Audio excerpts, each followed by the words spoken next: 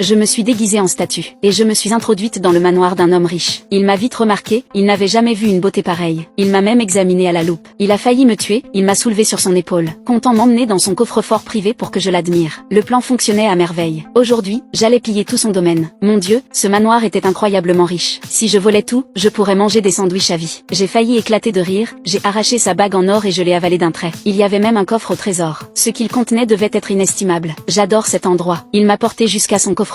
Il m'a embrassé avec enthousiasme puis est parti, satisfait. J'ai tenu bon jusqu'à minuit, déterminé à voler tous les trésors par surprise. Il y avait des lasers infrarouges. Ce type était extrêmement prudent, mais aucun défi pour mon corps souple. Un jeu d'enfant, en utilisant mes mains et mes pieds pour l'équilibre. Je suis passé sans effort. Bientôt, j'ai atteint la porte trop facilement. J'ai utilisé un l'épingle à cheveux à facilement crocheter la serrure de la porte de sécurité. Mais avant que je puisse me détendre, un chien de garde a surgi. Sa sécurité était vraiment impressionnante. Réfléchissant vite, j'ai fait semblant de lancer un os. Le chien s'est immédiatement précipité dessus. Si malin, j'ai atteint le coffre-fort, le caressant comme un amant. Mais alors que j'essayais de l'ouvrir, le chien est revenu avec un os, remuant la queue pour jouer encore. J'ai dû le relancer, malheureusement. Je l'ai accidentellement lancé vers les lasers, déclenchant l'alarme. Quand le chien l'a récupéré, terrifié, j'ai froncé les sourcils et me suis figé dans une pose de statue. Le propriétaire s'est précipité, pensant avoir été cambriolé. Il a couru droit vers moi. Je ne savais pas qu'il tenait autant à moi. J'ai failli décider de l'épouser, mais il m'a immédiatement enfermé. J'étais stupéfait par son geste. Je n'ai osé bouger à nouveau que la nuit, mais j'étais complètement piégé. Puis mon estomac a gargouillé. Je n'avais pas mangé depuis 2 jours. J'ai attrapé une pomme et en ai croqué une bouchée. Il s'est avéré qu'elle était en or massif. J'ai oublié ma faim et l'ai mise dans ma poche. Après un moment d'hésitation, j'ai décidé de boire beaucoup d'eau. J'ai bu à une fontaine décorative, mais j'en avais trop bu, et j'avais une envie pressante d'uriner. Sans toilette, j'ai dû me soulager sur place. L'eau était devenue dorée le lendemain matin. Le propriétaire est revenu avec du lubrifiant pour me laver. L'odeur était presque insoutenable. Pire encore, ma peinture commençait à s'écailler. J'ai attrapé rapidement une bombe de peinture pour faire des retouches. Mais la bombe était vide. Il était terrifié par la beauté dorée. Il a sorti son téléphone pour appeler la police. Les larmes aux yeux, j'ai supplié pitoyablement. À ma grande surprise, il a accepté de m'épargner, mais m'a obligé à retourner dans le coffre-fort. Mieux que la prison, me suis-je dit. En partant, j'ai discrètement pris un chandelier en or. Mais le chien m'a surprise la main dans le sac. Sans pitié, j'ai dû le lui rendre à contre-cœur. Toujours insatisfait, le propriétaire m'a fusillé du regard. Je tremblais en laissant tomber la pomme d'or de mon pantalon. D'un air suffisant, il m'a habillée d'une robe de mariée. Il m'a aspergé d'or. Je me sentais triomphante. Était-il en train de me demander en mariage? Mais soudain, il a vaporisé une étrange brume. Mon corps s'est instantanément solidifié. Je me suis débattue désespérément. Horrifiée, je réalisais que seuls mes yeux et mes doigts pouvaient bouger. Maintenant, je compris tout. Il voulait que je devienne une statue d'or, gardienne éternelle de ses trésors.